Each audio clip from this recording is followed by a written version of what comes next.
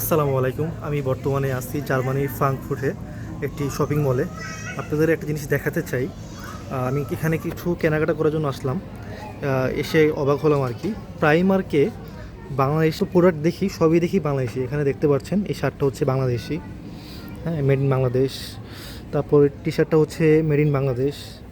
এখানেও দেখা যাচ্ছে মেড ইন বাংলাদেশ। সামনে দেখা যাক আর কোথাও পাই কি না। এখানে শার্ট আছে যে মেড ইন বাংলাদেশ।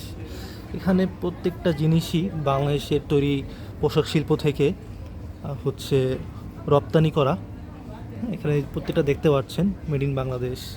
এখানেও মেড ইন বাংলাদেশ। দেখা যাক আরও কিছু পাই কিনা মেড ইন বাংলাদেশের। এখানে শার্ট আছে, এখানেও দেখা যাক। এইখানেও দেখা যাচ্ছে মেড ইন বাংলাদেশ।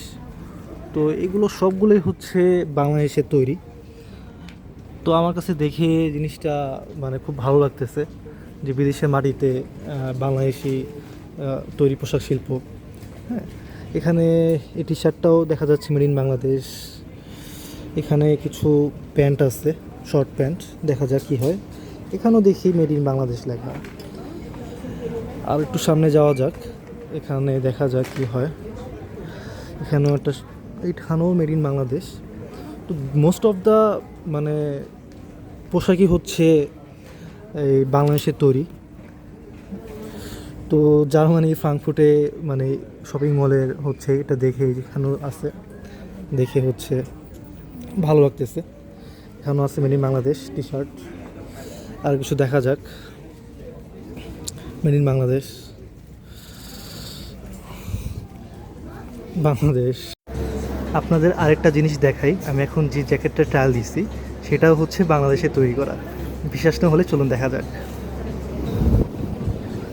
দেখতে পাচ্ছেন আমি এই জ্যাকেটটা হচ্ছে ট্রায়াল দিয়েছি, জ্যাকেটটা আমার পছন্দ হয়েছে। এটা কোন দেশের তৈরি দেখা যাক। মেড ইন বাংলাদেশ, দেখতে পাচ্ছেন।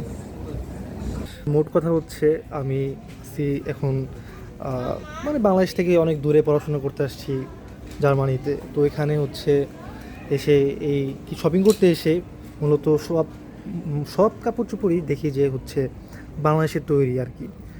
তো এটা দেখে নিজের কাছেও হচ্ছে প্রাউড ফিল লাগতেছে একজন বাংলাদেশি হিসাবে। তো আজকে ভিডিওটি পর্যন্তই। আপনারা কোথা থেকে হচ্ছে ভিডিওটা দেখতেছেন কমেন্ট সেকশনে জানাতে পারেন। আল্লাহ হাফেজ।